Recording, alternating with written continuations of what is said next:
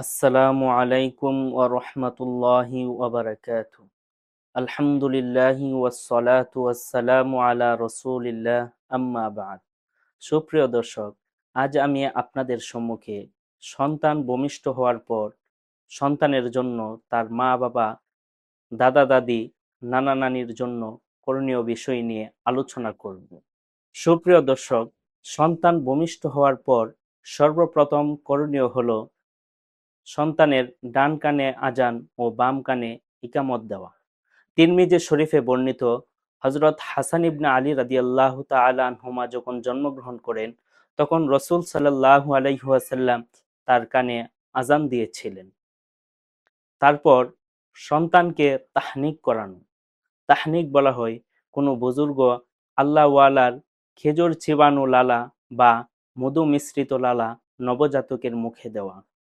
মুসলিম শরীফে বর্ণিত আন্না রাসূলুল্লাহি সাল্লাল্লাহু আলাইহি ওয়াসাল্লামা কানা ইউতা বিসসিবিয়ানি ফায়ুবাররিকু আলাইহিম ওয়া ইউহান্নিকুহুম। অর্থাৎ রাসূল সাল্লাল্লাহু আলাইহি ওয়াসাল্লামের নিকট নবজাতকদের নিয়ে আসা হতো, তখন তিনি তাদের জন্য বরকতের দোয়া করতেন এবং তাদেরকে তাহনিক করাতেন। তারপর সপ্তম দিনে নবজাতকের জন্য করণীয় হলো তার সুন্দর একটি নাম রাখা। নাম রাখার ক্ষেত্রে আমরা অনেকে উদাসীন, নিজেদের মন গড়া মত অনুযায়ী একটি নাম রেখে দেই, যা মোটেও উচিত নয়। বরং কোনো বিজ্ঞ আলেমের মাধ্যমে সন্তানের সুন্দর নাম রাখানো, অথবা বিজ্ঞ আলেমের থেকে সুন্দর সুন্দর একাধিক নাম সংগ্রহ করে নিজের পছন্দ অনুযায়ী একটি নাম সন্তানের জন্য নির্ধারিত করা। তারপর এই সপ্তম দিনে সন্তানের জন্য আকিকা করা।